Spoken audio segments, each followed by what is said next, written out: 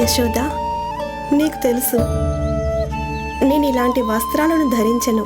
స్త్రీల అలంకరణలన్నీ తన భర్త కోసం మాత్రమే. ఇప్పుడు నా భర్త దుష్టాత్ముడైన కంసుడి కారాగారంలో ఉన్నారు. ఇలాంటప్పుడు ఇటువంటి అలంకరణలు ఎలా చేసుకుంటాను చెప్పండి నందరాజా. ఇంకా సమయం రాలేదు, అందుకే ఊరుకున్నాను. మీ బాధని నేను అర్థం చేసుకోగలను పెద్దమ్మా. నా మనసులో ఒకటే ఆందోళన. అది ఎప్పుడు ఆ కంసుడి సైనికులు వస్తారో, ఎప్పుడు మా పుత్రుడిని తీసుకెళ్ళిపోతారో అని. ఈ ఆందోళనతోనే నేను తన బాల్యాన్ని కూడా పోగొట్టుకున్నాను. ఆ చిన్నారి బాలుడిని 4 గోడల మధ్య బంధించి ఉంచాను నేను. కాసేపు ఉండు నాన్న, మీ నాన్నగారు త్వరగా వచ్చేస్తారు.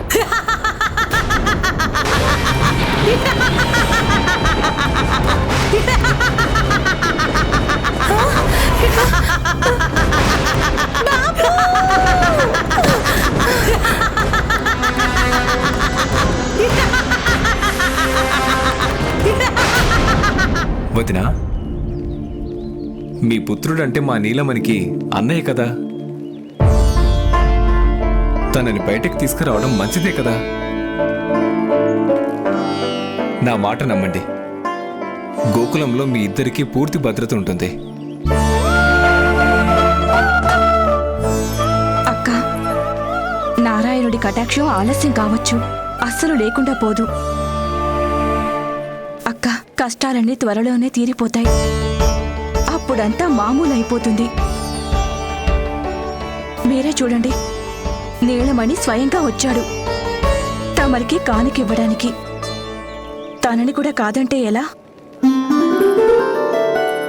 కన్నయ్య, నా మీద అలగవద్దు నాన్న. మీ పెద్ద తండ్రి వస్తారు కదా, అప్పుడు నేను గాజులు ఆభరణాలు అన్నీ వేసుకుంటాను, పట్టు వస్త్రాలు ధరిస్తాను. అప్పుడు నువ్వు ఏం తెచ్చినా తీసుకుంటాను. కానీ ఇప్పుడొద్దు నాన్న. పెద్ద పండుగ వస్తుందని చిన్న చిన్న సంతోషాల్ని వదులుకోకూడదు పెద్దమ్మా. జీవితమే పరమాత్మ ఇచ్చిన బహుమానం కనుక ఆనందంగా జీవించాలి. అక్క, ఎప్పుడో పెద్ద పండుగ వస్తుందని మనం చిన్న చిన్న సంతోషాన్ని వదులుకోకూడదు. ఈ జీవితమే పరమాత్ముడిచ్చిన బహుమానం కనుక ఆనందంగా జీవించాలి. నందరాజా, నందరాజా, ఏమైంది? అన్నయ్య తమ్మయ్య ఏంటి సంగతి?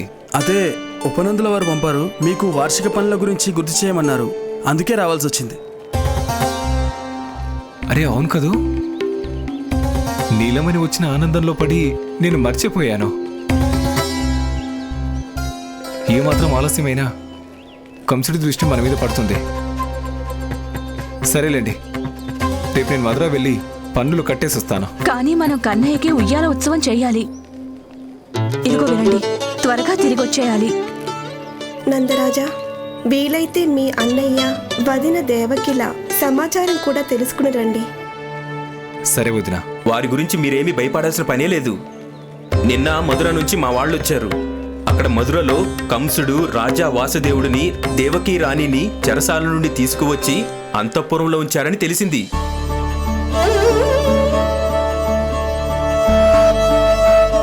ఇది మనందరికీ శుభ సమాచారం.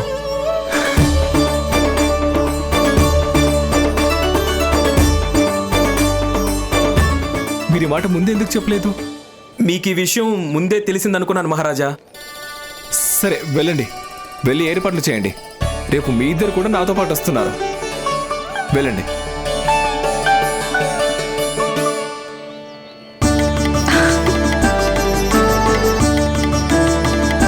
అక్క, వదినా, యశోద చెప్పిందా లేదా? నారాయణుడి రాక ఆలస్యం కావచ్చు, రాకుండా పోరు కదా. నాకిప్పుడు అర్థమైంది, మన నీలమణి మనకందరికీ అదృష్టాన్ని వెంటబెట్టుకొచ్చాడని. అవును వదినా, నారాయణుడి పరప్రసాదం ఈ నీలమణి. వదినా, ఇక మేము వెళ్ళొస్తాం. ఇంకో మాట, రేపు వసుదేవ్ అన్నయ్యని వదిన గారిని కలవకుండా తప్పకుండా తిరిగి రాను. మీరు వారిద్దరిని ఎంతగా గుర్తు చేసుకుంటారో వారికి తప్పకుండా నేను చెప్తాను. అక్క, మంచి శుభవార్త తెలిసింది. ఇప్పుడు ఈ కానుక స్వీకరించక తప్పదు. అవును యశోద, చాలా మంచి శుభవార్త తెలిసింది. అలాగే కొత్త ఆశలు కూడా చిగురించాయి. త్వరలోనే వారిని కలిసే అవకాశం లభిస్తుంది.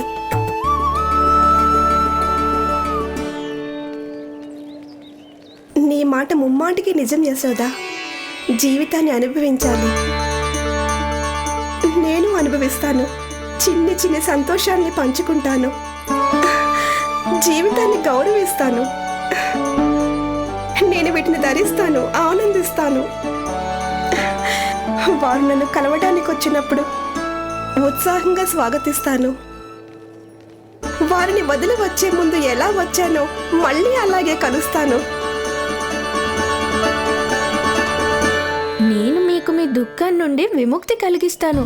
కానీ మరి కొంతకాలం ఎదురు చూడాలి పెద్దమ్మా.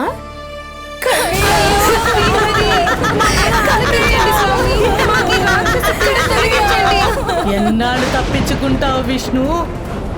ఈ రోజు కాకపోయినా రేపైనా నిన్ను గుటుక్కుల మింగి తినేస్తాను. అయితే మనం రేపే కలుద్దాం పూతనా. ఎంతకాలం తప్పించుకుంటావు నా నుండి? నేను నిన్ను నమిలి మింగేస్తాను.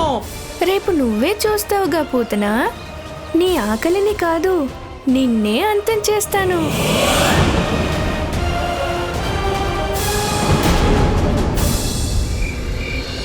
బాబు, బాబు,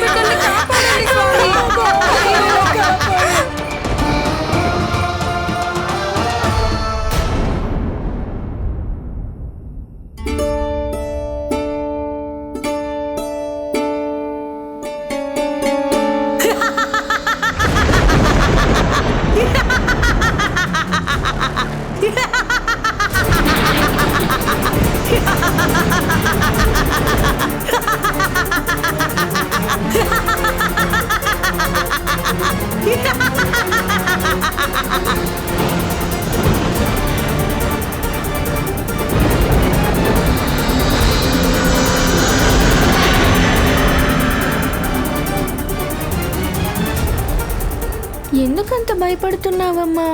నేనున్నాను కదా. నా కళ్ళు తెరుచుకోనుంటే అమ్మ ఇంకా ఆందోళన పడుతుంది. యశోద, ఏమైంది? అరే చెప్పు, ఏదైనా పీడకలు వచ్చిందా? లేదు, కలేమీ రాలేదు. కానీ నా మనసెందుకో కలవరపడుతోంది. ఎందుకో తెలీదు గాని మన నీలమణికి. ఇదిగో చూడు, నీలమణి హాయిగా నిద్రపోతున్నాడు. నువ్వైతే ఊరికే కంగారు పడుకో. తండ్రి మాటలు నిజమేనమ్మా. నాకేమీ కాదులేమ్మా. తెల్లారడానికి చాలా సమయం ఉంది. లేనిపోని ఆలోచనలు పెట్టుకోకుండా పడుకో. అవునా? నావి లేనిపోని ఆలోచనలా? హఠాత్తుగా మెలకు వచ్చింది నాకు. అంటే దానర్థం ఎవరితో వక్ర దృష్టి పడింది మా కన్నయ్య మీద.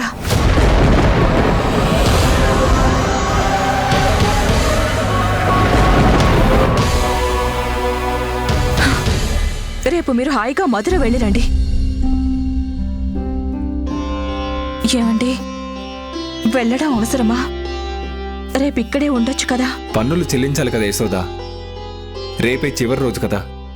రేపు కట్టకపోతే ఆ శ్రీహరి కూడా చెప్పలేడు కంసుడు ఏం చేస్తాడో. వెళ్ళడం అత్యవసరం. గత 6 రోజుల నుంచి కన్నయ్యకి వేడుకలు పూజలు చేస్తూనే ఉన్నావు. అందుకే నువ్వు బాగా అలసిపోయావు. నీకు విశ్రాంతి అవసరం. పడుకో. చూసావా, నీలమణి కూడా ఏం చెప్తున్నాడో? అమ్మా తల్లి, విశ్రాంతి తీసుకో, పడుకో. రేపు నాకు ఉయ్యాల ఉత్సవం చేయాలా వద్దా? పడుకో.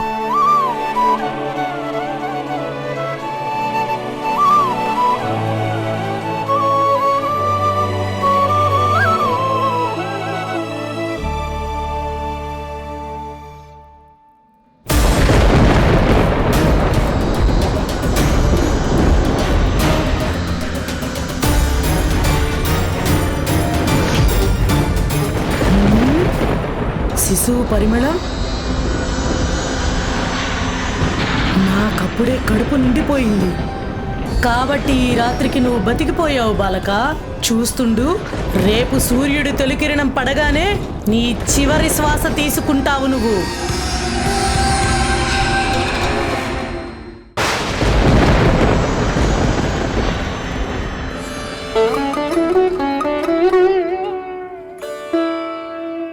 సంతానం పట్ల తల్లి ప్రేమ ఎంత అద్భుతమో కదా.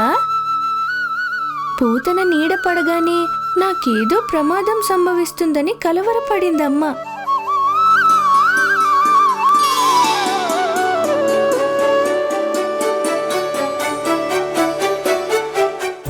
అమ్మా, ఎవరైనా బండెక్కి ప్రయాణం చేయాలంటే బండెక్కగానే సరుకుల మూట బండిలో పెట్టేయాలి. ప్రయాణం చేస్తున్నంతసేపు దాన్ని తల మీద మోస్తానంటే ఎలా చెప్పు? నేను బండనుకోమ్మా, నీ బాధల మూట నా భుజం మీద పెట్టి పూతన కథ నేను చూసుకుంటాలే. రోజు నన్ను మీరు ఎలా జోకొట్టి పడుకోబెడతారో అలాగే నేను ఈరోజు మిమ్మల్ని జోకొడతాను.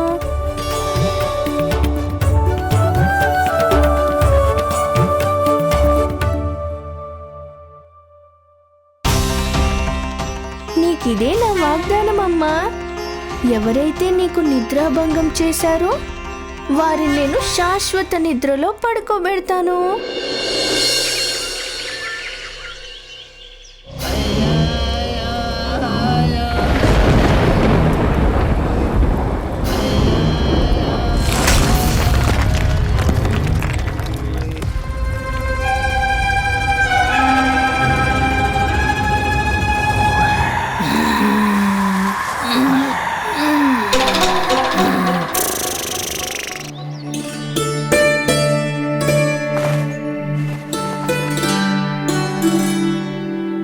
బండి సిద్ధంగా ఉంది నంద మహారాజా.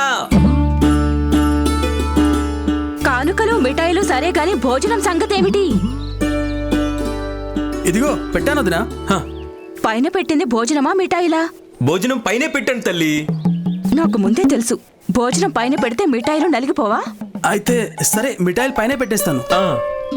వద్దులే తమ్మయ్యా, మిఠాయిల పాకం భోజనానికి పట్టుకుంటే ఎలా చెప్పండి? అమ్మా, నీ ప్రశ్నలకి ఆ నారదుడు కూడా సమాధానం చెప్పలేడు. అరే అన్నయ్య, తమ్మయ్య, భోజనం మిఠాయిలు వేరువేరుగా పెడితే సరే. సరిగ్గానే చెప్పానా యశోదా? అరే వా, ఈరోజు రాజకుమారుడు త్వరగా నిద్రలేచాడు. తనకు కూడా తెలిసిపోయింది ఉయ్యాలోత్సవంలో మీరు తనతో ఉండరని. వీడ్కోలు చెప్పడానికి వచ్చాడు. ఇక నేను లేకుండా ఏ కార్యక్రమాలు జరగవు, సరేనా? ఈరోజు మాత్రం వెళ్ళనివ్వు కన్నయ్య. అందరినీ కలిసి నా చేతులతో మిఠాయిలు కూడా పంచుతాను. గర్వంగా చెప్తాను, ఎంతో ముద్దొచ్చి ఎంతో అందమైన బంగారు కొండకి నాన్నయ్యానని.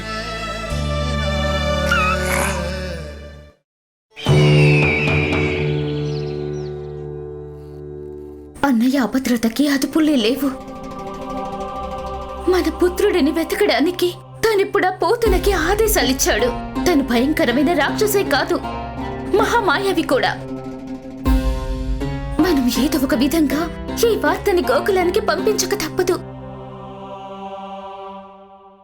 సరైన సలహా చెప్పావు దేవకి. నేను మా నందుడికి విషయం చెప్పి హెచ్చరించవలసి ఉంటుంది. కానీ ఎలా? మన కన్నయ్య గురించి వినగానే అందరికంటే సంతోషపడేది ఎవరో తెలుసా? వసుదేవన్నయ్య. సరిగ్గా చెప్పారు మీరు.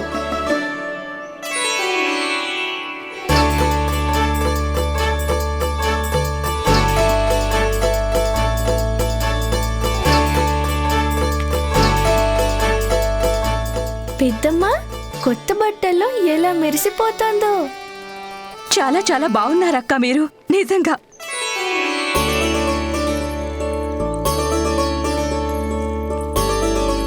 తమరికి మళ్ళీ జీవితం పట్ల ఆసక్తి పెరుగుతున్నట్టుంది కదా.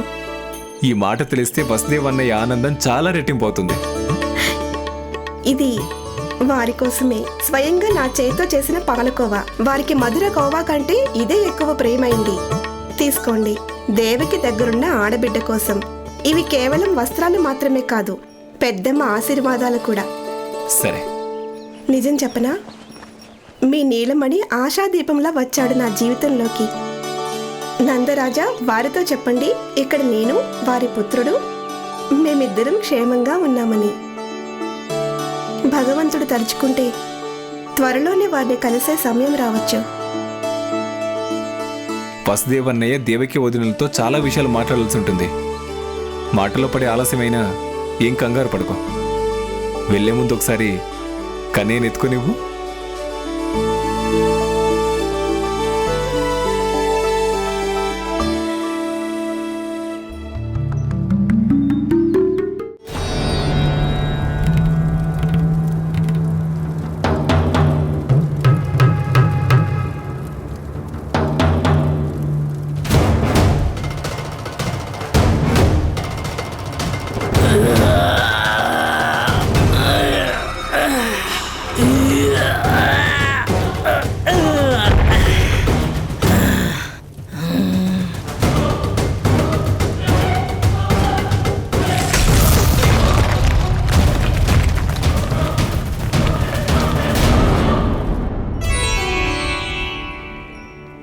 ఏదో విచిత్రమైన భావన కలుగుతుందేంటి? తండ్రి గారు, నేనున్నానుగా విచిత్రాలన్నిటినీ చిత్రాలుగా మార్చడానికి.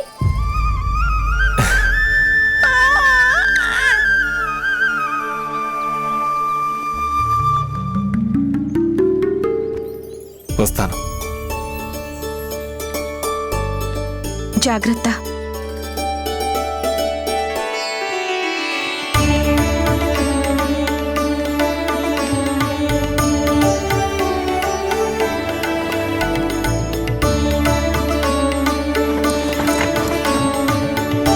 శ్రీరామ జయం. శ్రీరామ జయం.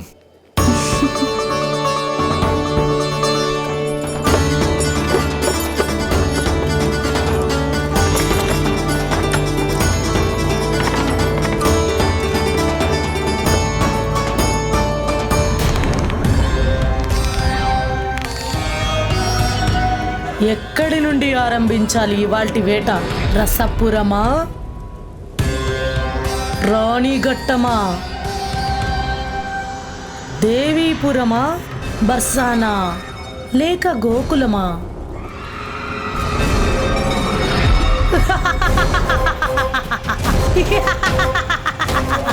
నాకు కావాల్సింది అదే కదా. ముందు గోకులానికి రా.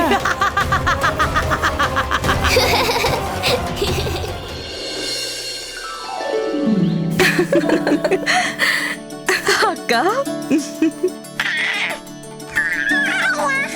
ఆహా, నాన్న అలా వెళ్ళారో లేదో అప్పుడే ఆయన కోసం ఎదురు చూడడం మొదలు పెట్టేశాడు. చూసారా అక్క?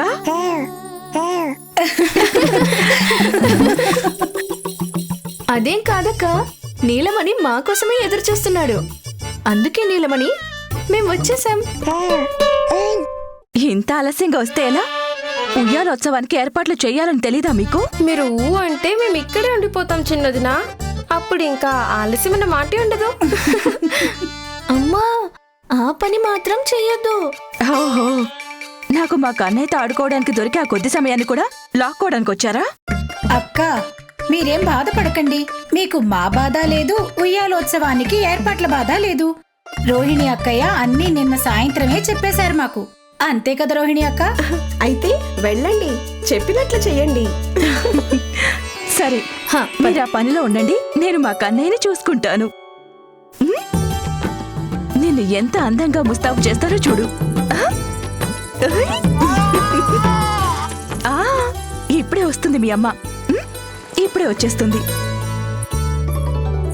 నేను కూడా ప్రత్యేకమైన ఏర్పాట్లు చూసుకోవాలి.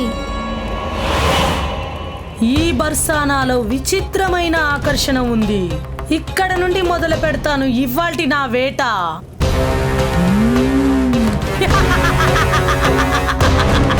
లేదు లేదు, నువ్వెక్కడికి వెళ్ళకూడదు పూతనా.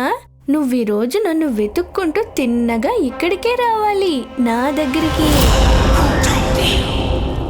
చాలా పెద్ద ఊరు, ఎంతో మంది మనుషులుంటారు, కాబట్టి చాలా మంది బాలురుంటారు ఇక్కడ. కానీ నేను దొరికితే కదా.